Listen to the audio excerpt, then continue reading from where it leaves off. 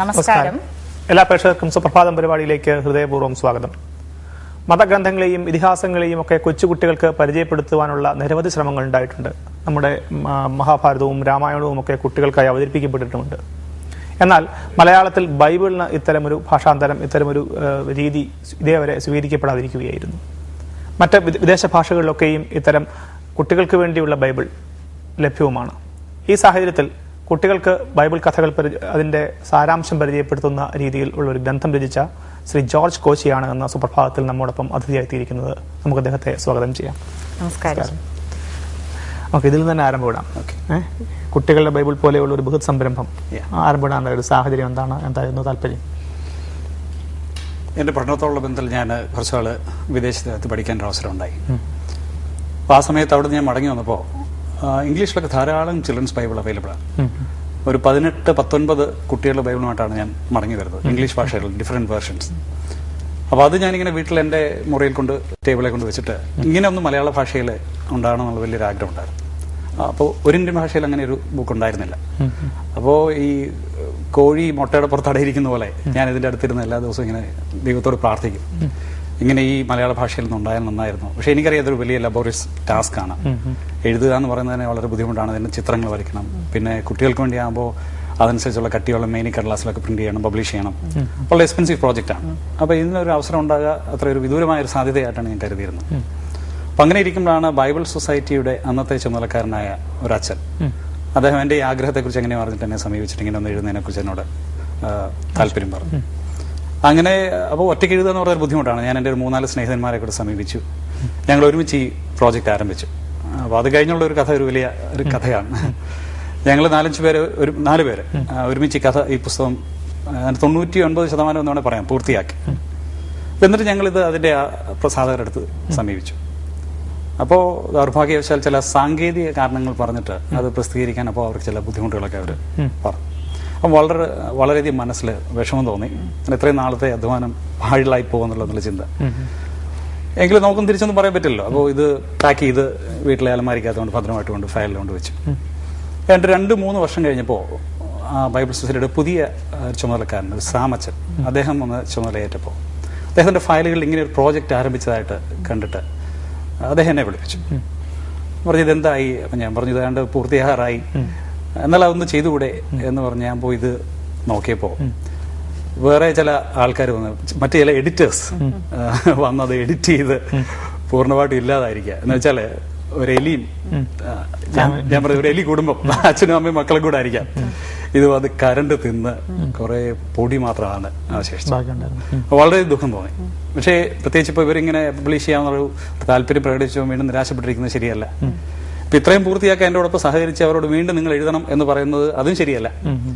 പിന്നെ ഒരു 1.5 വർഷം ഒരു കഠിനാധ്വാനമായിരുന്നു, ഒരു അഹോരാത്രമുള്ള അധ്വാനം എന്ന് വേണമെങ്കിൽ പറയാം. അങ്ങനെയാണിത് പൂർത്തിയാക്കിയത്. എലിയുടെ കാര്യമാണെന്ന് തോന്നുന്നല്ലേ ഈ മാഗസിനിൽ പബ്ലിഷ് ചെയ്ത് വെച്ചത്? First editors. അതെ, ഇത് ഇന്റർലിറ്റ് എന്ന് പറഞ്ഞൊരു അമേരിക്കൻ മാഗസിനാണ്, കൊളറാഡോ സ്പ്രിങ്സിൽ നിന്ന് പറഞ്ഞൊരു മാഗസിനാണ്. ഇതിന്റെ എഡിറ്റർ ആയിട്ടുള്ള കിം പെറ്റിറ്റ് എന്ന് പറഞ്ഞ സ്ത്രീ ഇതിനെക്കുറിച്ച് ഇങ്ങനൊരു സംഭവത്തെക്കുറിച്ച് അറിഞ്ഞപ്പോൾ ഇതുപോലെ നിരാശപ്പെട്ടു പോകാവുന്ന സാഹചര്യത്തിലുള്ള മറ്റ് എഴുത്തുകാരെ പ്രോത്സാഹിപ്പിക്കാൻ വേണ്ടി അവരെന്നോട് പറഞ്ഞ് ഈ സ്റ്റോറി ഒന്ന് എഴുതണം എന്ന് പറഞ്ഞിട്ട് ഞാനിത് ഈ ഇന്റർനെറ്റ് മാഗസിനിൽ, ഇത് റൈറ്റേഴ്സിനും പബ്ലിഷേഴ്സിനും വേണ്ടിയുള്ള ഒരു മാഗസിനാണ്, ഇതിൽ പബ്ലിഷ് ചെയ്തു. ഇപ്പോൾ ലോകത്തിന്റെ പല ഭാഗത്തും ധാരാളം ഇമെയിലുകൾ ഈ സമാനമായ അനുഭവത്തിൽ കൂടെ കടന്നു പോയവരുടെ എനിക്കത് കിട്ടാനിടയായി. അത് വളരെ സന്തോഷകരമായ ഒരു എൻകറേജിംഗ് ആയിട്ടുള്ള എക്സ്പീരിയൻസ് ആയിരുന്നു. ഇത് ബൈബിൾ സൊസൈറ്റി ഓഫ് ഇന്ത്യ ആണ് പ്രസിദ്ധീകരിച്ചത്. ഇപ്പോൾ മലയാളത്തിൽ മാത്രമല്ല, ഇപ്പോൾ ഗുജറാത്ത്, തമിഴ്, തെലുങ്ക് ഇങ്ങനെ 3-4 ഭാരതീയ ഭാഷകൾ അത് വിവർത്തനം ചെയ്യപ്പെട്ടു കഴിഞ്ഞു. ഭാരതീയ ഭാഷയിൽ ആദ്യമായിട്ട് വന്ന് മലയാളത്തിൽ തന്നെയാണ്, മലയാളത്തിൽ വന്നു കഴിഞ്ഞാണ് മറ്റു ഭാഷയിലേക്ക് വന്നത്. ബൈബിൾ സൊസൈറ്റി തന്നെ പബ്ലിഷ് ചെയ്ത ഒരു ഇംഗ്ലീഷ് ബൈബിളിനെ ആധാരമാക്കിയാണ് ഇത് തയ്യാറാക്കിയത്. ഇതിന്റെ പ്രധാനപ്പെട്ട വിവർത്തനമാണ് ബാക്കിയുള്ളിടത്തൊക്കെ? അതെ, എല്ലാ ഭാഷയിലും അതിന്റെ തന്നെ ട്രാൻസ്ലേഷൻ ആണ് വന്നത്. ചിത്രങ്ങള് ഒരു ഫിലിപ്പിനോ ചിത്രകാരനാണ്, ജോസ് പെരസ് മെൻഡാരിയോ എന്ന് പറയുന്ന ഒരു ചിത്രകാരനാണ് വരച്ചിരിക്കുന്നത്. അദ്ദേഹത്തെ ബൈബിൾ സൊസൈറ്റിയുടെ ആവശ്യപ്രകാരം അദ്ദേഹം അവിടെ പോയി, ഇസ്രായേലിൽ പോയി.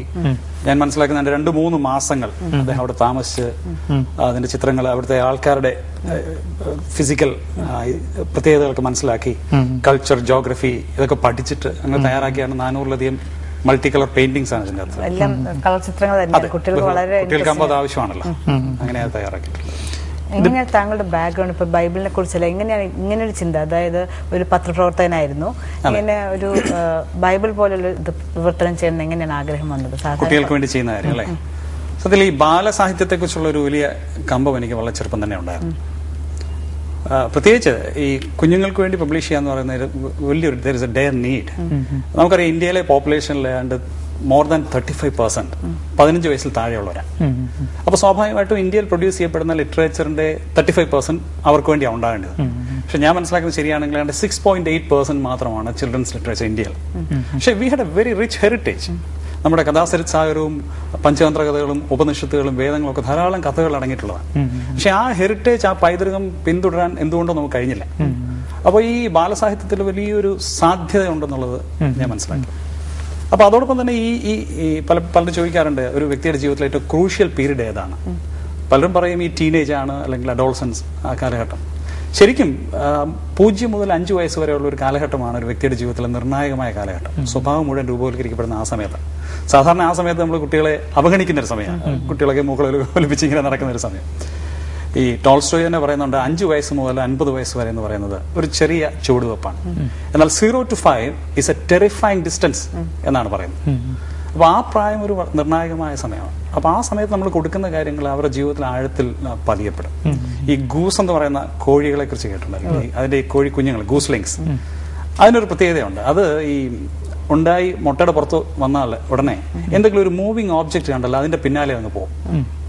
അല്പനേരത്തൊക്കെ ഉള്ളൂ. ഇപ്പൊ ഒരു ബട്ടർഫ്ലൈ പറന്നു പോകുന്ന കണ്ടാൽ അതിന്റെ പുറകെ പോകാൻ നോക്കും. ഒരു ബോൾ ഉരുണ്ടു പോകുന്ന കണ്ടാൽ അതിന്റെ പിന്നാലെ പോകാം. ഈ ടെൻഡൻസി അല്പസമയത്തേക്കേ ഉള്ളൂ. ഇതുപോലെ ഈ കുഞ്ഞുങ്ങളും അവർ ആദ്യ നാളുകളിൽ അനുകരണീയമായിട്ടുള്ള എന്തെങ്കിലും കണ്ടാൽ അതിനെ അനുകരിക്കാൻ ഒരു പ്രവണത അവർക്കുണ്ട്. അപ്പൊ ആ സമയത്ത് നല്ല കാര്യങ്ങൾ അവർക്ക് അനുകരിക്കാൻ കൊടുക്കുക എന്ന് പറയുന്നത് വളരെ പ്രധാനപ്പെട്ട ഒരു കാര്യം. അതുപോലെ ഈ ബൈബിളിൽ തന്നെ ഈ മോശ എന്ന് പറഞ്ഞൊരു കഥാപാത്രത്തെ കുറിച്ച് പറയുന്നത്, ഇസ്രായേലിനെ അടിമത്തത്തിൽ നിന്ന് പുറത്തേക്ക് കൊണ്ടുവന്ന ഒരു മോശ. ഈ മോശ കുഞ്ഞായിരുന്നപ്പോ അന്ന് ഫറവോൻ എന്ന് പറയുന്ന ഈജിപ്തിലെ രാജാവ് കൽപ്പിച്ചു ജനിക്കുന്ന കുഞ്ഞുങ്ങളെല്ലാം നദിയിൽ ഒഴുകി കളയണം. പക്ഷെ മോശയുടെ മാതാപിതാക്കന്മാരെ കുറച്ചുനാൾ അതിനെ ഒളിപ്പിച്ചു വെച്ചു. അത് കഴിഞ്ഞിട്ട് അവസാനം നൈൽ നദിയിൽ അതിനെ കൊണ്ടിടാൻ നിർബന്ധിക്കപ്പെട്ടു. അപ്പൊ അവർ വെറുതെ ഒന്നും കളഞ്ഞില്ല. ഒരു നല്ലൊരു കൊട്ടയൊക്കെ എടുത്ത് കീലൊക്കെ തേച്ച് ഈ ഫറവോന്റെ മകള് കുളിക്കാൻ വരുന്ന ആ സ്ഥലത്തിന് അടുത്ത ഞാങ്ങണ ചെടികളുടെ ഇടയിലാണ് ഈ കൊട്ട കൊണ്ട് വെച്ചത്. അപ്പൊ കീലൊക്കെ തേച്ച് ഭദ്രമായിട്ട് വെള്ളം കയറാതെ മുങ്ങാതെ ഇവര് വെച്ചതിന്റെ കാരണമുണ്ട്. ഞാൻ മനസ്സിലാക്കാൻ ശരിയാണെങ്കിൽ ഏറ്റവും അധികം ഈ മാൻ ഈറ്റിംഗ് ക്രോക്കഡൈൽസ്, മനുഷ്യനെ തിന്നുന്ന ചീങ്കണ്ണികളുള്ള ഒരു നദിയാണ് ഈ നൈൽ നദി.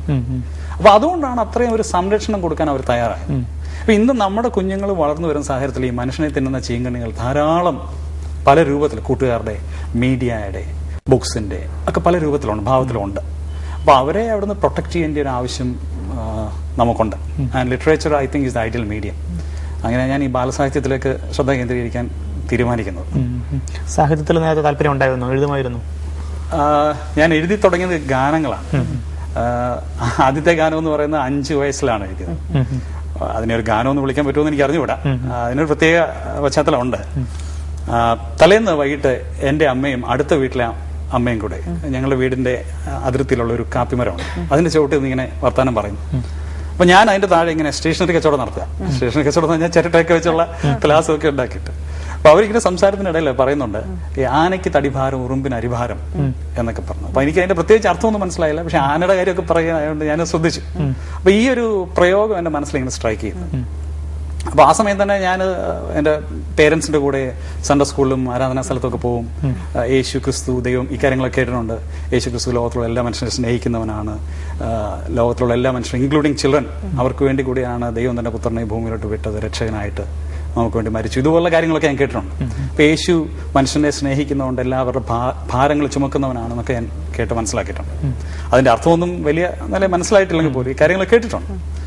പിറ്റേന്ന് രാവിലെ ഞാൻ സ്കൂളിലോട്ട് പോകാൻ തുടങ്ങാം. അപ്പൊ നിക്കറിങ്ങനെ വലിച്ചു കയറ്റുകയാണ്. അപ്പൊ എന്റെ അമ്മ ആ സ്കൂളിൽ തന്നെ ടീച്ചറാണ്. അമ്മ ഇങ്ങനെ സാരി ഉടുക്കുക. അപ്പൊ അറിയാതൊരു 4 വരി എന്റെ വായിൽ നിന്ന് പുറത്തേക്ക് വന്നു.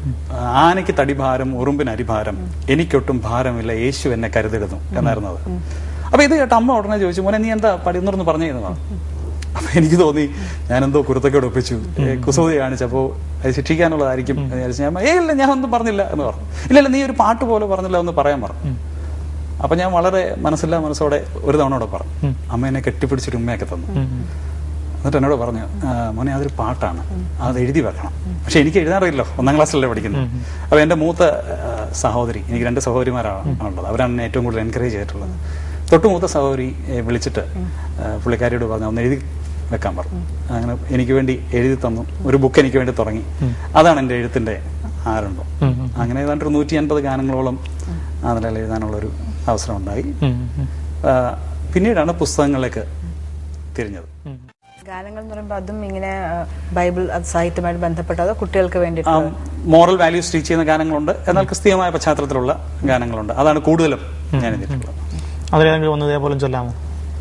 വളരെ യാനയ്ക്ക് തടിഭാരം തന്നെ പാടുന്നത്. ഞാൻ പാട്ടുകാരനല്ല. ആനയ്ക്ക് തടിഭാരം ഉറുമ്പിനു അരിഭാരം എനിക്കൊട്ടും ഭാരമില്ല യേശു എന്നെ കരുതിടുന്നു. അങ്ങനെയാണ്. അപ്പൊ അത് ഇതുപോലെ ഇപ്പൊ കാസറ്റ്സിലെല്ലാം അത് ലഭ്യമാണ്, കാസറ്റുകൾ. കുട്ടികൾക്ക് വേണ്ടിയുള്ള കാസറ്റ്സ് ആണ്. അതെ, കുട്ടികൾക്ക് വേണ്ടി. അവർക്ക് പാട്ടുകൾ മാത്രമല്ല, ആക്ഷൻ സോങ്സും പിന്നെ പപ്പറ്റ് ഷോയും അങ്ങനെയൊക്കെയുള്ള. മിക്കതും മലയാളത്തിൽ തന്നെയാണ്. മിക്കവാറും എല്ലാം തന്നെ ഇപ്പോൾ മലയാളത്തിലാണ് ഉള്ളത്. കാരണം മലയാളത്തിലേക്ക് വന്നു കഴിഞ്ഞാൽ പിന്നെ മറ്റു ഭാഷകളിലേക്ക് വിവർത്തനം ചെയ്യാൻ പറ്റും. ഇത് പ്രത്യേകിച്ച് വളരെ മനോഹരമായിരുന്നു. ദൈവത്തിന്റെ VIP, കുഞ്ഞുങ്ങളാണ് ദൈവത്തെ സംബന്ധിച്ച് VIP-മാരായിട്ടുള്ളത്. നമ്മൾ VIP എന്നൊക്കെ പറയുമ്പോൾ വലിയ മുഖ്യമന്ത്രിമാരോ പ്രധാനമന്ത്രിമാരോ ഒക്കെ കരുതുന്നത്. പക്ഷേ ഐ ബിലീവ് ദൈവത്തെ സംബന്ധിച്ച് ഏറ്റവും പ്രധാനപ്പെട്ട വ്യക്തികൾ they are very important people. So അവർക്ക് വേണ്ടി ചെയ്യുന്നതാണ് ഏറ്റവും വലിയ കാര്യം എന്നാണ് ഞാൻ കരുതുന്നത്. ഡാർവിൻ ഇന്റർവ്യൂ എന്താണ് ഉദ്ദേശിക്കുന്നത്? ചാൾസ് ഡാർവിനായിട്ട് ഒരാളിനെ നമ്മൾ അവതരിപ്പിച്ചിട്ട് ഈ ക്രിയേഷനെ കുറിച്ച് അദ്ദേഹത്തിന് പറയാനുള്ള കാര്യങ്ങളും മറ്റ് ക്രിയേഷനിസ്റ്റ് പറയുന്ന കാര്യങ്ങളും തമ്മിലുള്ള ഒരു ചർച്ച പോലെയാണ് കൊണ്ടുവന്നിരിക്കുന്നത്. താങ്കൾ എന്തിലാണ് വിദ്യാഭ്യാസം നിർവഹിച്ചിരിക്കുന്നത്? ഏത് സബ്ജക്റ്റിലാണ്? അതൊരു രസകരമായ ചോദ്യമാണ്. വെച്ചാൽ ഞാൻ ഡിഗ്രി വരെ പഠിച്ചത് കെമിസ്ട്രിയാണ്.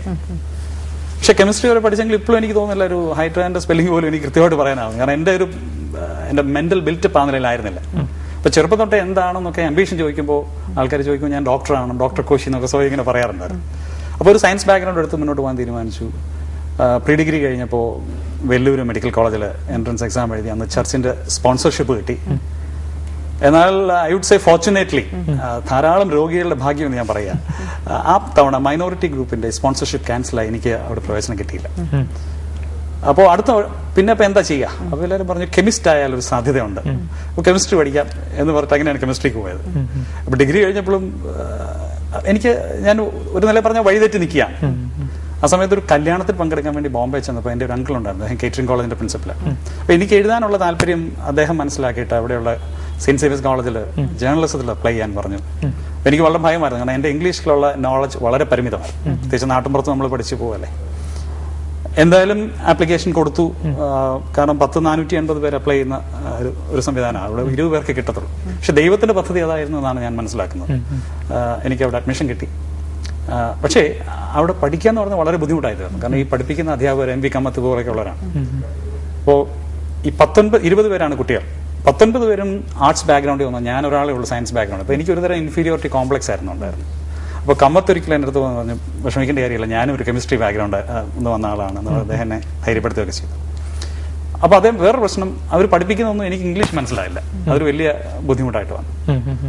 പിന്നെ രാത്രിയിൽ ഈ BBC ഒക്കെ വെച്ച് കേട്ട ഭാഷയൊന്ന് നന്നാക്കാൻ ശ്രമം നടത്തി. അക്ഷരാർത്ഥത്തിൽ burning the mid night oil എന്ന് പറയുന്നത് അങ്ങനെയാണ് ഒന്ന് മുന്നോട്ട് വരാൻ ഇടയായത്. അങ്ങനെ ജേർണലിസം കഴിഞ്ഞു. പിന്നെ അമേരിക്കയിലെ ഷിക്കാഗോയിൽ പോയി ബാലസാഹിത്യത്തിലും ചൈൽഡ് സൈക്കോളജിയിലും സ്കോളർഷിപ്പോടെ ഒരു ഹയർ സ്റ്റഡീസ് നടത്താൻ അവസരം കിട്ടി. അതാണ് എൻ്റെ വിദ്യാഭ്യാസ പശ്ചാത്തലം. അവിടെ വെച്ച് അമേരിക്കയിൽ വെച്ച് ഇതിന്റെയൊക്കെ ശരിക്കും ഇതിലേക്കാണ് തന്റെ ഭാവിയും തീരുമാനിച്ചിരുന്നു, ബാലസാഹിത്യം തന്നെ? എനിക്ക് തോന്നുന്നു അതിന് മുൻപ് തന്നെ എന്റെ ലൈൻ അതാണെന്നുള്ള ഒരു ബോധ്യമായിരുന്നു. അതുകൊണ്ടാണ് ആ നിലയിലുള്ള ഒരു പഠനത്തിന് വേണ്ടി അപ്ലൈ ചെയ്തും അങ്ങനെ പോകാനിടയായത്. അപ്പോൾ അതേസമയം തന്നെ ഈ കുട്ടികളുടെ സാഹിത്യം ചെയ്തപ്പോൾ തന്നെ മനസ്സിലായി ഈ മുതിർന്നവരുടെ സാഹിത്യം അല്ലെങ്കിൽ പ്രത്യേകിച്ച് പേരന്റിങ് റിലേറ്റഡ് ആയിട്ടുള്ള കാര്യങ്ങൾക്ക് വളരെയധികം ഒരു സാധ്യതയുണ്ട് അല്ലെങ്കിൽ ഒരു ആവശ്യമുണ്ട് എന്നുള്ളത്. അപ്പോൾ അങ്ങനെ ഞാനൊരു ഒരു പുസ്തകം എൻ്റെ 2 സുഹൃത്തുക്കളോട് ചേർന്ന് എഴുതാൻ ഇടയായി. ഒരു സന്തുഷ്ട കുടുംബം എന്നായിരുന്നു എൻ്റെ പേര്. അപ്പോൾ ഒരു 300 പേജോളമുള്ള പുസ്തകം, ഇപ്പോൾ 13,000 കോപ്പി അത് പ്രസിദ്ധീകരിച്ച് കഴിഞ്ഞു. അപ്പോൾ ആ ബുക്കിനുള്ള ബന്ധത്തിൽ ഒരു പ്രത്യേക രസകരമായ ഒരു സ്റ്റോറി ഉള്ളത്. ഒരിക്കലും ഒരു സ്ഥലത്ത് പത്തനംതിട്ട തന്നെ ഒരു ഫെയർ നടക്കുക. ഞാനൊരു പത്തനംതിട്ട സ്വദേശിയാണ്. ആ ഫെയറിൽ ഞാൻ പോയപ്പോൾ ഒരു കോർണറിൽ ഓൾഡ് ബുക്സ് ഒക്കെ ഇങ്ങനെ വിൽക്കുന്ന ഒരു സ്ഥലത്ത് ഞാൻ അവിടെ ചെന്നപ്പോൾ അവിടെ ഒരു മൂലയ്ക്ക് ഈ ഒരു ബുക്ക് കിടപ്പുണ്ട്, ഞാൻ എഴുതിയ ഒരു പുസ്തകം. അപ്പോൾ ആ വിൽക്കുന്ന ആൾ ഈ ബുക്ക് എടുത്ത് എൻ്റെ കയ്യിൽ തന്നിട്ട് പറഞ്ഞു, സാറേ ഈ പുസ്തകം വാങ്ങിയതിന് നല്ല ബുക്കാണെന്ന് പറഞ്ഞു. അപ്പം ഞാൻ അദ്ദേഹത്തോട് ചോദിച്ചാൽ എന്താ ഇത് നല്ല ബുക്കാന്ന് പറയാൻ കാര്യം. അപ്പോൾ അദ്ദേഹം പറഞ്ഞു, എൻ്റെ ജീവിതത്തിൽ ഒരു ടേണിംഗ് പോയിന്റ് ആയിരുന്നു, ഒരു വഴിത്തിരിവായിരുന്നു ഈ പുസ്തകം. കാരണം ഞങ്ങൾ ഓൾമോസ്റ്റ് വിവാഹമോഹനത്തിൽ ഞങ്ങൾ എത്തിയ ഒരു സമയത്താണ് ഒരാൾ എനിക്ക് ഈ ബുക്ക് ഗിഫ്റ്റ് തന്നത്. ഇത് വായിച്ചു എൻ്റെ ജീവിതം മടങ്ങി വരാനൊരു അവസരം ദൈവം നൽകി. അതുകൊണ്ട് അതിനുശേഷം ഞാൻ ഈ ബുക്ക് കൂടെ പ്രൊമോട്ട് ചെയ്യാറുണ്ട് എന്ന് പറഞ്ഞു. അപ്പോൾ ഇത് എഴുതിയത് ആൾ ഞാനാണെന്നുള്ളത് എനിക്ക് പറയാൻ പറ്റിയില്ല. പറയാൻ പറ്റിയെന്ന് പറഞ്ഞാൽ അതിന്റെ ആ എക്സൈറ്റ്മെന്റും ഉണ്ട്, പറഞ്ഞില്ല.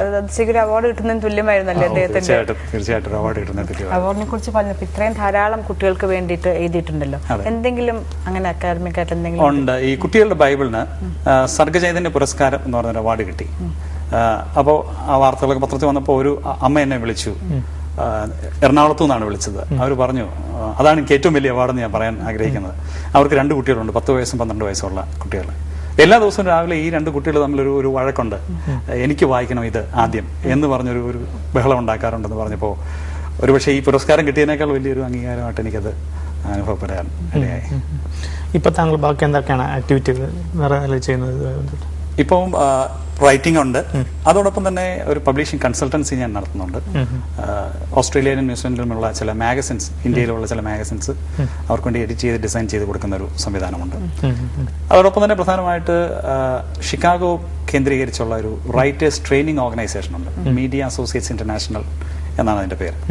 അപ്പോൾ അതിന്റെ ഏഷ്യ പസഫിക് റീജിയന്റെ വൺ ഓഫ് ദ ഡയറക്ടേഴ്സായിട്ട് ഞാൻ വർക്ക് ചെയ്യുന്നു. അപ്പോൾ അവർക്ക് വേണ്ടി ബാലസാഹിത്യത്തിലൊരു ട്രെയിനറായിട്ട് ആണ് പ്രധാനമായിട്ടുള്ള ഒരു ഉത്തരവാദിത്വം. അപ്പോൾ ലോകത്തിന്റെ പല ഭാഗത്തും ഈ പ്രത്യേകിച്ച് ബാലസാഹിത്യത്തിന്റെ ആവശ്യകതയെക്കുറിച്ചുള്ള ട്രെയിനിങ് കൊടുക്കാൻ ദൈവം ഒരു അവസരം നൽകുന്നുണ്ട്.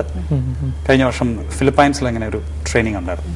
50 രാജ്യങ്ങളിൽ നിന്ന് വന്ന 150 എഴുത്തുകാർക്ക് വേണ്ടിയുള്ള, പബ്ലിഷേഴ്സിന് വേണ്ടിയുള്ള ട്രെയിനിങ്. അവിടെ ഒരു ക്ലാസ് ഇതിനെക്കുറിച്ച് എടുക്കാൻ ഒരു അവസരം കിട്ടിയപ്പോൾ പിന്നീട് എനിക്ക് കിട്ടിയൊരു ഫീഡ്ബാക്ക്, അവിടെ ആ കോൺഫറൻസിൽ പങ്കെടുത്ത ഒരു ആഫ്രിക്കൻ പബ്ലിഷർ, അദ്ദേഹം ധാരാളം ബുക്സ് പബ്ലിഷ് ചെയ്യുന്ന ഒരു പബ്ലിഷറാണ്. എന്നാൽ കുട്ടികൾക്ക് വേണ്ടി ഒന്നും ചെയ്യുന്നില്ല. എന്നാൽ ഹി ഗോട്ട് ചാലഞ്ച്. അപ്പോൾ അവരുടെ 30% ഓഫ് ദ പബ്ലിഷിംഗ് കുട്ടികൾക്ക് വേണ്ടി ആക്കാൻ തീരുമാനിച്ചു. അങ്ങനെ അവർ കുട്ടികൾക്ക് വേണ്ടി ഒരു മാഗസിൻ തുടങ്ങി. അപ്പോൾ അങ്ങനെ ലോകത്തിന്റെ പല ഭാഗത്തുള്ളവരെ എൻകറേജ് ചെയ്യാൻ അപൂർവമായ ചില അവസരങ്ങൾ ഇങ്ങനെ ലഭിക്കുന്നു. ഇവിടെ കേരളത്തിൽ അല്ലെങ്കിൽ ഇന്ത്യയിൽ ബാലസാഹിത്യത്തിന് പബ്ലിഷേഴ്സിന് കിട്ടുക എളുപ്പമാണോ? അല്പം ബുദ്ധിമുട്ട് അതിലുണ്ട്. അതിന് ആരെ കുറ്റപ്പെടുത്തണം എന്ന് എനിക്ക് അറിഞ്ഞുകൂടാ. പലരും അതിൽ കൾപ്രിറ്റ്സ് ആണെന്ന് പറയേണ്ടി വരും. ഒന്നാമത് ഈ മാതാപിതാക്കന്മാർ കുട്ടികൾക്ക് വേണ്ടി ടോയ്സ് വാങ്ങിക്കൊടുക്കും, ഡ്രസ് മെറ്റീരിയൽസ് ഒക്കെ മേടിച്ചു കൊടുക്കും. എന്നാൽ ഈ പുസ്തകങ്ങൾ, പ്രത്യേകിച്ച് വാല്യൂ ഓറിയന്റഡ് ബുക്സ് വാങ്ങിച്ചു കൊടുക്കുന്നതിന്റെ വലിയ താല്പര്യം അധികം കാണിക്കുന്നതായിട്ട് കാണുന്നില്ല. അപ്പോൾ ഒരു പബ്ലിഷർ ബുക്ക് പബ്ലിഷ് ചെയ്താലും മേ ബി 1500-2000 കോപ്പിയൊക്കെ ആയിരിക്കാം വിറ്റ് പോവുക. പ്രിന്റ് റൺ കുറയും എന്നുള്ളതുകൊണ്ട് പബ്ലിഷർ അത് പ്രസിദ്ധീകരിക്കാൻ ബുദ്ധിമുട്ട് കാണിക്കും. അപ്പോൾ പേരൻസ് അതിൽ കൾപ്രിറ്റ്സ് ആണ്, പബ്ലിഷേഴ്സ് ഒരു നിലയിൽ അതിൽ ഭാഗമാകുന്നു. നേരെ തിരിച്ചുമില്ലേ? ഇപ്പൊ മലയാളത്തിലെ കാര്യം എടുക്കുകയാണെങ്കിൽ കുട്ടികൾക്ക് വേണ്ടിയുള്ള പ്രസിദ്ധീകരണങ്ങൾ വളരെയേറെ എണ്ണം നമുക്കുന്നുണ്ട്, അതായത് പീരിയോഡിക്കൽസ്. അതെ. അപ്പൊ ഇത് സാധാരണ നിലയിൽ അതൊക്കെ വീക്കിലിയാണ്. പണ്ട് കാലത്തൊക്കെ ഇതൊക്കെ ഒരു മാസത്തിൽ 1-2 മാസം കൂടുമ്പോൾ ഒന്നൊക്കെ ഇറങ്ങുന്നതായിരുന്നത്. അപ്പം ഒരാഴ്ചയിലും കിട്ടുന്ന അവസ്ഥയുണ്ട്. അപ്പൊ അതുകൊണ്ട് കുട്ടികൾക്ക് സാധാരണ നിലയിൽ ലെഷർ ടൈമിൽ വായിക്കാൻ വേണ്ടിയുള്ള ഒരു മെറ്റീരിയൽ അങ്ങനെ തന്നെ ഞങ്ങൾ അവൈലബിൾ ആവുകയാണ്. മാത്രമല്ല വളരെ വിലക്കുറവുമാണ്. അതേസമയം ഇവർക്ക് വേണ്ടിയുള്ള അല്ലാതെയുള്ള പ്രസിദ്ധീകരണങ്ങൾ വളരെ കോസ്റ്റ്ലിയാണ്. അതിന്റെ ഒരു പ്രധാന കാരണം ഈ വീക്ക്ലികൾ എന്നൊക്കെ പറയുമ്പോൾ അതിന്റെ കനം കുറഞ്ഞ പേപ്പർ, ന്യൂസ് പ്രിന്റ് അതുപോലുള്ള കാര്യങ്ങളൊക്കെ ഉപയോഗിക്കാം. നമ്പർ ഓഫ് കോപ്പീസ് കൂടുതൽ പോകുമ്പോൾ അതിന്റെ വില കുറയ്ക്കാം. എന്നാൽ മുമ്പ് ഞാൻ പറഞ്ഞ പോലെ പുസ്തകങ്ങളുടെ എണ്ണം കുറയും തോറും അതിന്റെ per copy cost, production cost വളരെ കൂടും. പ്രത്യേകിച്ച് ദീർഘനാളുകൾ ഉപയോഗിക്കേണ്ട പുസ്തകങ്ങളായതുകൊണ്ട് കട്ടിയുള്ള പേപ്പറൊക്കെ ഉപയോഗിക്കേണ്ടി വരും. നേരത്തെ നമ്മൾ പറഞ്ഞ പോലെ മൾട്ടി കളർ പെയിന്റിങ്സ് യൂസ് ചെയ്യേണ്ടി വരും. അതൊക്കെ വരും പ്രൊഡക്ഷൻ കോസ്റ്റ് ന്യായമായിട്ടും കൂടും. അപ്പോൾ നമുക്ക് പബ്ലിഷേഴ്സിനെ ആ നിലയിലെ കാര്യത്തിൽ കോപ്പി പറഞ്ഞത് കാരണം വില കൂടുന്നു. എപ്പോഴും ഇങ്ങനെ മാർക്കറ്റ് കുറഞ്ഞു നിൽക്കുന്നു അല്ലേ? പുതിയ പ്രോജക്ട്സ് ഏതൊക്കെയാണ് താങ്കൾ വേറെ ഏതെങ്കിലും രചനയിൽ ഏർപ്പെട്ടിട്ടുണ്ടോ? ഇപ്പോൾ ഒരു 52 സീരീസ് എന്ന് പറഞ്ഞൊരു വർക്കിലേക്ക് ഞാൻ തുടങ്ങിയിട്ടുണ്ട്. ഒന്ന് 52 പേരുടെ മഹാന്മാരുടെ ജീവചരിത്രങ്ങൾ കുട്ടികൾക്ക് വേണ്ടി. മലയാളത്തിൽ തന്നെ? മലയാളത്തിൽ തീർച്ചയായിട്ടും. മറ്റു ഭാഷകളൊക്കെ ധാരാളം ഉണ്ടല്ലോ, എന്തിനാണ് ഞാൻ മറ്റുള്ളവർക്ക് വേണ്ടി സ്ട്രഗിൾ ചെയ്തത്? എന്റെ മാതൃഭാഷയാണ്, എനിക്ക് I am more concerned about it. അപ്പോൾ 52 മഹാന്മാരുടെ ജീവചരിത്രം, പിന്നെ 52 ആഴ്ചകളിലേക്കുള്ള ഒരു പ്രതിവാര ഒരു ഡിവോഷണൽ ബുക്ക്. അങ്ങനെ ഒരു സീരീസ് ഓഫ് ബുക്സ് പ്ലാൻ ചെയ്തുകൊണ്ടാണ്. എല്ലാം 52 തന്നെയാണ്. 52 എന്നുള്ളതാണ്. 365 ആയിരുന്നു സ്വപ്നം, പക്ഷേ അത്ര പ്രായോഗികമല്ല എന്നുള്ളതുകൊണ്ട്. എന്നാൽ 12 ആക്കുന്നതിനേക്കാൾ നല്ലത് 52 ആയിരിക്കുമല്ലോ എന്നുള്ളതുകൊണ്ട് അങ്ങനെ. ഈ മഹാന്മാരുടെ ജീവിതത്തിൽ നമ്മൾ ഇന്ത്യയിൽ നിന്നായിരിക്കും അതോ പുറത്തുനിന്ന് എല്ലാ രാജ്യങ്ങളിൽ നിന്നുള്ള? അത് ആഗോള വ്യാപകമായിട്ടായിരിക്കും. 3 സെക്ഷൻ ഉണ്ടായിരിക്കും, world over, then India, then Kerala. അങ്ങനെയായിരിക്കും ക്ലാസിഫൈ ചെയ്യുന്നത്. അതിന്റെ എന്നത്തേക്കാണ് അതിന്റെ പ്രസിദ്ധീകരണം ഉദ്ദേശിക്കുന്നത്? അല്ല, അതിന്റെ എഴുത്തിന്റെ പ്രോസസ് നടക്കുന്നേ ഉള്ളൂ. Take some time. അതെങ്ങനെയാണ് അതിന്റെ ഒരു ഈ ജീവചരിത്രങ്ങൾ കുട്ടികളെ കൊണ്ട് വായിപ്പിക്കുക എന്ന് പറയുന്നതിന് ചെറിയൊരു ബുദ്ധിമുട്ടുണ്ട് പലപ്പോഴും. അതായത് വെറും കഥ പറയുന്ന ഒരു രീതി അല്ലെങ്കിൽ ബയോഗ്രഫിയുടെ രീതി എന്ന് പറയുന്നത് പലപ്പോഴും കുട്ടികൾക്ക് അത്രയേറെ സ്വീകാര്യമല്ല. അപ്പൊ അതുകൊണ്ട് തന്നെ ഒന്നുകിൽ ഒരു ഇലിസ്ട്രേഷന്റെ സ്വഭാവമാവട്ടെ അല്ലെങ്കിൽ കഥ പറയുന്നതിന്റെ വ്യത്യസ്തമായ ഒരു തലമാവട്ടെ ആവശ്യപ്പെടുന്നുണ്ട്. അത് നമുക്ക് വ്യത്യസ്തമായ രീതിയിൽ അവതരിപ്പിക്കാൻ സാധിക്കും. ഇപ്പോൾ ജീവചരിത്രമായിട്ട് ഏത് ബുക്കിനും ആ പ്രശ്നമുണ്ട്. ഇപ്പോൾ അടുത്ത കാലത്ത് ഞാൻ ചെയ്തൊരു ബുക്കുണ്ട്. ഈ ബൈബിൾ കഴിഞ്ഞാൽ ഒരുപക്ഷെ ഏറ്റവും കൂടുതൽ പ്രചാരമുള്ള പരദേശി മോക്ഷയാത്ര എന്ന് പറഞ്ഞൊരു പുസ്തകമാണ്. അതിന്റെ ഒരു കുട്ടികളുടെ വേർഷൻ ഞാൻ തയ്യാറാക്കി. അപ്പോൾ അതിന്റെ ഒരു പ്രത്യേകത എന്ന് പറയുന്നത്, ഇപ്പോൾ അതിന്റെ ഇടതുവശത്ത് ഈ കഥയാണ്, വലതുവശത്ത് ചിത്രങ്ങളാണ്. ഈ ചിത്രങ്ങള് കുട്ടികൾക്ക് അത് ചായ വിടാം. അത് മാത്രമല്ല, ഓരോ പേജിലും ഞാൻ 2-3 പുതിയ പദങ്ങൾ ഇൻട്രൊഡ്യൂസ് ചെയ്യുന്നുണ്ട്. അതിന്റെ അർത്ഥം പ്രത്യേകം എടുത്ത് കൊടുത്തിട്ടുണ്ട്. അപ്പൊ ഇത് വായിച്ച് പഠിക്കുന്ന കുട്ടി ഈ സ്റ്റോറി വായിച്ചു തരുമ്പോൾ അവന് 100-ലധികം പുതിയ പദങ്ങൾ പഠിക്കുക. അപ്പൊ അവൻ ആക്ടിവിറ്റിയാണ്. അപ്പൊ അതേസമയം തന്നെ ഇതെല്ലാം കൂടെ മിക്സ് ചെയ്ത് പോകുന്നതുകൊണ്ട് കുട്ടികൾക്ക് താല്പര്യമായിരിക്കും. ജീവചരിത്രം ഏതാണ്ട് അതേ പാറ്റേണിലായിരിക്കും ഒരു പക്ഷേ ഞാൻ കൊണ്ടുപോകുന്നത് എനിക്ക് തോന്നുന്നു. ഒരു പേജിൽ ചിത്രവും മറ്റേ പേജിൽ കഥയുമായിട്ടല്ലേ? അപ്പൊ ഇതിപ്പോ സുധീർ പറഞ്ഞ ചോദിക്കുകയാണെങ്കിൽ മലയാളത്തിൽ ഇപ്പൊ എല്ലാ കുട്ടികളും ഇപ്പൊ മിക്കവാറും ഇംഗ്ലീഷ് മീഡിയത്തിലാണ് പഠിക്കുന്നത്. അവർക്ക് ഇംഗ്ലീഷ് വായിക്കാനാണ് മാതാപിതാക്കളും താല്പര്യപ്പെടുന്നത്. അപ്പൊ നമ്മൾ മലയാളത്തിന് ഇത്ര സ്ട്രെസ് ആക്കുമ്പോൾ അത്രയും നമുക്ക് വായനക്കാരെ കിട്ടാനായിട്ടുള്ള അതേക്കുറിച്ച് ആലോചിച്ചിട്ട് ഒരു പക്ഷേ മാർക്കറ്റിൽ അത്ര സക്സസ്ഫുൾ ആയില്ല എന്ന് വന്നേക്കാം. പക്ഷെ എനിക്ക് തോന്നുന്നു ഞാൻ ഈ ഭാരതത്തിൽ കേരളത്തിൽ തന്നെ ജനിച്ചതിന്റെ, മലയാളിയായിട്ട് ജനിച്ചതിന് ദൈവത്തിന്റെ ഉദ്ദേശമുണ്ട്. എന്റെ സമൂഹത്തോടെ ഞാൻ എന്റെ താലന്ത്, ദൈവം തന്നിട്ടുള്ള താലന്ത് ആ നിലയിൽ ഉപയോഗിക്കേണ്ടത് ആവശ്യമാണ്.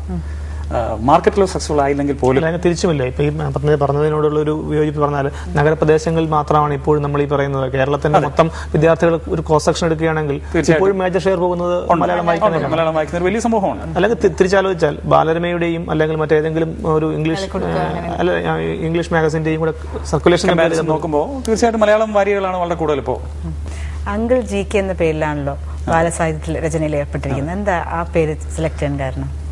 അത് GK എന്നുള്ള എന്റെ പേരിന്റെ ചുരുക്കെഴുത്താണ്. ജോർജ് കോശി. കുട്ടികൾക്ക് GK എന്നുള്ള പദം ജനറൽ എന്നുള്ളതുകൊണ്ട് വളരെ പരിചിതമാണ്. പിന്നെ അങ്കിൾ എന്നുള്ളത് ഇപ്പോൾ അമ്മാവൻ എന്നുള്ള പഴയ കൺസെപ്റ്റ് തന്നെ. പക്ഷേ അമ്മാവൻ എന്നുള്ള ഇന്നത്തെ തലമുറയിൽ മുമ്പേ പറഞ്ഞ പോലെ ഇംഗ്ലീഷ് മീഡിയം പശ്ചാത്തലത്തിൽ പറഞ്ഞാൽ ഈ മാരുതി വാൻ എന്നൊക്കെ പറയുന്ന പോലെ അമ്മാവൻ എന്ന് പറഞ്ഞാൽ അതുകൊണ്ട് അങ്കിൾ GK എന്ന് ഉപയോഗിക്കാൻ തീരുമാനിച്ചു. ഇപ്പൊ ബാലസാഹിത്യത്തിൽ താങ്കൾ ട്രെയിനറായിട്ട് എന്താണ് ട്രെയിനർ എന്നുകൊണ്ട് ഉദ്ദേശിക്കുന്നത്? മറ്റു രാജ്യങ്ങളിൽ യാത്രയും ചെയ്യാറുണ്ടല്ലോ. അതെ, അനുഭവങ്ങളും പോകുമ്പോൾ സാധാരണ ചെയ്യാറുള്ളത് അവർക്ക് വേണ്ടി എന്തുകൊണ്ട് ബാലസാഹിത്യം എഴുതണം, അതെങ്ങനെ എഴുതണം, അതിന്റെ എഴുതുമ്പോൾ ഉള്ള സവിശേഷതകൾ എന്താണ്, ഇത് ഇങ്ങനെയുള്ള കാര്യങ്ങളാണ് പൊതുവെ പറയാറുള്ളത്. മറ്റു രാജ്യങ്ങളിൽ സഞ്ചരിച്ച് അവരെ പഠിപ്പിക്കുമ്പോൾ അവരെങ്ങനെയാണ് ബാലസാഹിത്യം നോക്കിക്കാണുന്നത് നമ്മളിൽ നിന്ന് വ്യത്യസ്തമായിട്ട്? ബാലസാഹിത്യം രാജ്യങ്ങളുടെ വ്യത്യാസം ഉണ്ടെങ്കിൽ പോലും അടിസ്ഥാനപരമായിട്ട് കുഞ്ഞുങ്ങളുടെ സ്വഭാവം ഏതാണ്ട് ഒന്ന് തന്നെയാണ്. അപ്പൊ അവർ നീടും ഒരു നിലയിൽ പറഞ്ഞു കഴിഞ്ഞാൽ ഒന്ന് തന്നെയാണ്. അപ്പോൾ ആ നിലയിൽ പറയുമ്പോൾ ഇങ്ങനെയുള്ള കാര്യങ്ങൾ അടിസ്ഥാനപരമായി ഒരു ഏകതാനതയുണ്ട്. അപ്പൊ നമുക്ക് മുതിർന്ന സാഹിത്യം വരുമ്പോൾ എൻറ്റയർലി ഡിഫറെന്റ് ആകും. പ്രത്യേകിച്ച് ക്രിസ്ത്യൻ ബാക്ക്ഗ്രൗണ്ടിലുള്ള ലിറ്ററേച്ചർ ആണ് എന്ന് ഞാൻ പറഞ്ഞല്ലോ. അതിനൊരു പൊതുവായിട്ടുള്ളൊരു സ്വഭാവമുണ്ട്. അതുകൊണ്ട് അതൊരു വലിയ ബുദ്ധിമുട്ടാകുന്നില്ല. അപ്പൊ എന്താണ് ഈ പ്രത്യേകിച്ച് മതപരമായ വിഷയം തന്നെ അതും ക്രിസ്ത്യൻ ബാക്ക്ഗ്രൗണ്ടുള്ള വിഷയങ്ങൾ തന്നെ എടുക്കാനുള്ള ഒരു കാരണം കൂടി ഉണ്ടാകുമല്ലോ? ഉണ്ട്. ഇപ്പൊ നമ്മള് പത്രപ്രവർത്തനത്തിലാണെങ്കിലും ഒക്കെ നമ്മൾ പൊതുവെ ഇന്ന് കാണുന്നത് നെഗറ്റീവായിട്ടുള്ള വാർത്തകളാണ്. കൊലപാതകത്തിന്റെ ഇതുപോലെയൊക്കെയുള്ള ഒത്തിരി നെഗറ്റീവായിട്ടുള്ള കാര്യങ്ങൾ മുഴുവൻ അങ്ങനെയുള്ള വാർത്തകളായിരിക്കും. ഇപ്പൊ സമീപകാലത്ത് അബ്ദുൽ കലാം നമ്മുടെ പ്രസിഡന്റ് തന്നെ പറയുണ്ടായി, ഇതൊന്നും അല്ല വാർത്തകൾ കൊടുക്കേണ്ടത്, വികസനത്തിന്റെ കാര്യമാണ് വാർത്ത കൊടുക്കേണ്ടത്. പക്ഷെ എങ്കിൽ പോലും നമ്മൾ ജനങ്ങളുടെ ആവശ്യം അനുസരിച്ച് മറ്റേതാണ് കൊടുക്കാറ്. എന്നാൽ എനിക്ക് തോന്നുന്നു കുഞ്ഞുങ്ങളുടെ മനസ്സിലേക്ക് ഇതിങ്ങനെ ആഴത്തിൽ അടിച്ച് കയറ്റിയാൽ അതൊരു വലിയ ബുദ്ധിമുട്ടാണ്. അതുകൊണ്ട് I thought of giving dum good news. അപ്പൊ യേശുവിന്റെ സന്ദേശം എന്ന് പറയുന്നത് യേശു കുഞ്ഞുങ്ങളെ ഉൾപ്പെടെയുള്ളവരെ സ്നേഹിക്കുന്നു, അവർക്ക് വേണ്ടി തന്റെ ജീവൻ നൽകി, അവരെ വീണ്ടെടുക്കാൻ തയ്യാറായി, അവരെ മക്കളാക്കാൻ തയ്യാറാണ് എന്നുള്ള ഒരു ഗുഡ് ന്യൂസ് ആണ്. അപ്പൊ ആ ഗുഡ് ന്യൂസ് കുഞ്ഞുങ്ങളോട് പറഞ്ഞു കൊടുക്കണം. അതിനാണ് സുവാർത്ത എന്നൊക്കെ പറയുന്നത്. അതുകൊണ്ടാണ് ആ ഒരു മേഖലയിൽ ഫോക്കസ് ചെയ്യാൻ ഞാൻ താല്പര്യം കാണിച്ചത്. ബാലസാഹിത്യത്തിൽ ട്രെയിനറായിട്ട് ലോകത്തിന്റെ പല ഭാഗങ്ങളും പോകാറുണ്ടെന്ന് പറഞ്ഞല്ലോ. രസകരമായ എന്തെങ്കിലും അനുഭവങ്ങൾ അവിടെ ഉണ്ടായിട്ടുണ്ട്? ഉണ്ട്, ധാരാളം അനുഭവമുണ്ട്. ഒരു ഉദാഹരണത്തിന് ഒരിക്കലും ജർമ്മനി പോയൊരു അവസരത്തിൽ ഈ ബൈബിൾ ട്രാൻസ്ലേറ്റ് ചെയ്ത മാർട്ടിൻ ലൂതർ, അദ്ദേഹം ഒരു കൊട്ടാരത്തിൽ വെച്ചാണ് ട്രാൻസ്ലേറ്റ് ചെയ്തത്. ആ കൊട്ടാരം ഒരു വലിയ ഹില്ലിൻ്റെ പുറത്താണ്. അവിടെയൊക്കെ പോകുമ്പോൾ ഒരു കാട്ടിൽ കൂടെ കയറി പോകുന്നുണ്ട്. അപ്പോൾ നമ്മൾ നടന്നു പോകണം. പോകുന്ന വഴിക്ക് നമ്മൾ വളരെ ക്ഷീണിച്ചു പോകും, ടയേർഡാവും. എങ്കിലും വഴിയിലൊക്കെ നമുക്ക് ഈ കൊക്കക്കോള അതൊക്കെ മേടിക്കാൻ കിട്ടും. അപ്പോൾ ഞങ്ങൾ പോകുന്ന വഴിക്ക് എൻ്റെ കൂടെ 12 പേരുണ്ടായിരുന്നു. ഞങ്ങൾ കൊക്കക്കോള ഒക്കെ മേടിച്ചു. കുടിച്ചു കഴിഞ്ഞിട്ട് സ്വാഭാവികമായിട്ടും നമ്മുടെ ടെൻഡൻസി എന്ന് പറയുന്നത് ഇങ്ങനെ സൈഡിലോട്ട് എടുത്ത് ഇങ്ങനെ എറിഞ്ഞു. അപ്പോൾ എൻ്റെ കൂടെ ഉണ്ടായിരുന്ന ഒരു ലേഡി പറഞ്ഞു, പെട്ടെന്ന് എടുത്തു, അല്ലെങ്കിൽ ഇത്ര അവിടുത്തെ നാണയം ഫൈൻ അടിക്കപ്പെടുമെന്ന് പറഞ്ഞു. പൈസ കയ്യിൽ നിന്ന് പോകുന്ന പറഞ്ഞപ്പോൾ ഞാൻ ചാടി വീണ് ഞാനത് എടുത്തു. എന്നാൽ ഞാൻ അതിനെ കമ്പയർ ചെയ്യുന്ന വേറൊരു അനുഭവമായിട്ടാണ്. ഇത് ഫിലിപ്പൈൻസ് സംഭവിച്ചൊരു കാര്യമാണ്. അവിടെ ഞങ്ങൾ ഒരുമിച്ചൊരു യാത്ര ഔട്ടിങ്ങിന് പോകുന്ന സമയത്ത് 15-20 പേരുണ്ടായിരുന്നു. പല രാജ്യങ്ങളിൽ നിന്ന് പബ്ലിഷേഴ്സും എഡിറ്റേഴ്സും ഒക്കെ. ഉച്ച സമയത്ത് ഞങ്ങൾ ഒരു അരുവിയുടെ തീരത്തിരുന്ന് ആഹാരം കഴിച്ചുകൊണ്ടിരിക്കുക. Lunch pack കൊണ്ടുവന്നിട്ടുണ്ടായിരുന്നു. അപ്പോൾ എൻ്റെ ഒപ്പം ഞങ്ങൾ സംസാരിച്ചുകൊണ്ടിരുന്നത് ക്രിസ്ത്യാനിറ്റി ടുഡേ എന്ന് പറയുന്നൊരു വളരെ പ്രശസ്തമായ ഒരു മാഗസിൻ്റെ എഡിറ്റർ ഡാൻ എലിയറ്റാണ്. അപ്പോൾ ആഹാരം കഴിച്ചിട്ട് സ്വാഭാവികമായിട്ടും മുമ്പേ പറഞ്ഞാൽ നമ്മുടെ ടെൻഡൻസി ഈ അവശിഷ്ടമെടുത്ത് ഈ അരുവിയിലോട്ട് എടുത്ത് എറിയുക എന്നുള്ളതാണ്. അപ്പോൾ പെട്ടെന്ന് ഇദ്ദേഹം എന്താ ചെയ്യുന്നത് ചോദിച്ചു കഴിഞ്ഞാൽ, അദ്ദേഹം എവിടുന്ന് പോയി ഒരു ബാഗ് സംഘടിപ്പിച്ച് എല്ലാവരുടെ കയ്യിലുള്ള ഈ അവശിഷ്ടം എല്ലാം അവിടെ താൻ ഒരു ഇതിൻ്റെ അത് ശേഖരിച്ചിട്ട് ഒരു 1.5 കിലോമീറ്ററോളം ഇത് ചുമന്നുകൊണ്ട് പോയി വേസ്റ്റ് ഇടുന്ന ഒരു സ്ഥലത്ത് കൊണ്ട് പോകുന്ന വഴിക്ക് താൻ അത് കളയും. അപ്പോൾ പോസിറ്റീവായിട്ട് കാര്യങ്ങളെ കാണുന്ന ഒരു ആറ്റിറ്റ്യൂഡ്. എൻ്റെ ടെൻഡൻസി എന്ന് പറയുന്നത് ഇതെടുത്ത് അവിടെ ഇവിടെ എറിയാന്നുള്ളതായിരുന്നു. എന്നാൽ അവരുടെയൊക്കെ രീതി എന്ന് പറയുന്നത് അതിനെ ഏറ്റവും അവരായിരിക്കുന്ന സ്ഥലത്ത് ഏറ്റവും ഭംഗിയായിട്ട് സൂക്ഷിക്കുക എന്നുള്ളത്. അപ്പോൾ എന്തിനെ ഒരു നെഗറ്റീവായിട്ട് കാണുന്ന ഒരു ആറ്റിറ്റ്യൂഡ് എന്തുകൊണ്ടോ നമുക്ക് മലയാളികൾക്ക് പ്രത്യേകിച്ച് ഉണ്ടോ എന്ന് എനിക്ക് സംശയമാണ്. അപ്പോൾ ഇങ്ങനെയുള്ള ഒത്തിരി കാര്യങ്ങൾ നേരിട്ട് കണ്ട് പഠിക്കാനുള്ള ഒരു ഭാഗ്യം ഉണ്ടായി എന്ന് ഓർക്കുകയാണ്. ഒരു ഡ്രീം പ്രോജക്റ്റ് എന്ന് പറഞ്ഞാൽ എന്തെങ്കിലും മനസ്സിലുണ്ടോ? തീർച്ചയായിട്ടും ഉണ്ട്. ഈ സ്വപ്നം കാണുമ്പോൾ ചെറിയ സ്വപ്നം കാണേണ്ട കാര്യമില്ല, വലിയ സ്വപ്നം കാണാമല്ലോ. എൻ്റെ ഒരു ഡ്രീം പ്രോജക്റ്റ് എന്ന് പറയുന്നത് മുഖ്യമായിട്ടും കുട്ടികൾക്ക് വേണ്ടി, എന്നാൽ അതേസമയം തന്നെ മുതിർന്നവർക്ക് വേണ്ടി പ്രയോജനപ്പെടുന്ന ഒരു Bible theme park. Disney land പോലെയോ അത്രയും വലുതായ നിലയിൽ അല്ലെങ്കിൽ പോലും ഇതിൻ്റെ ഒരു ചെറിയ പതിപ്പ്. അപ്പോൾ വേദപുസ്തകത്തിന്റെ ഉൽപ്പത്തി, അതായത് ക്ലേ ടാബ്ലറ്റ് മുതൽ കമ്പ്യൂട്ടർ ബൈബിൾ വരെയുള്ള ആ എവല്യൂഷൻ, പിന്നെ ക്രിസ്തുവിന്റെ ചരിത്രം, ക്രൈസ്തവ സമൂഹത്തിന്റെ ചരിത്രം, ഇതുപോലെയൊക്കെയുള്ള വിവിധ മാധ്യമങ്ങളിലൂടെ പ്രദർശിപ്പിക്കുന്ന ഒരു എക്സിബിഷൻ സെന്റർ, ബൈബിൾ പ്ലാനറ്റേറിയം, ഇതൊക്കെ കൂടെ ചേർന്ന് തവണ ചെയ്യണം എന്നുള്ളൊരു വലിയ സ്വപ്നമുണ്ട്. പക്ഷെ അധികം പേരോട് ഞാനിത് പങ്കുവെക്കാറില്ല. പക്ഷേ ഒരു ഭ്രാന്തനാശയമായിട്ട് പലർക്കും തോന്നിയേക്കാം എന്നുള്ളതാണ്. അപ്പോൾ താങ്കളുടെ ഈ പ്രവർത്തന പത്രത്തിൽ ഈ സുവാർത്തകളുടെയും കൊച്ചുകുട്ടികൾക്ക് വേണ്ടിയുള്ള പ്രവർത്തനങ്ങളുടേതുമായി ലോകത്തിൽ ഇനിയേറെ വിജയങ്ങൾ ഉണ്ടാവട്ടെ എന്ന് ആഗ്രഹിക്കുന്നു. സുപ്രഭാതത്തിൽ വന്നതിന് ധാരാളം പുസ്തകങ്ങൾ കുട്ടികൾക്ക് വേണ്ടി രചിക്കാൻ ദൈവം സഹായിക്കട്ടെ എന്ന് ആശംസിക്കുന്നു. Thank you.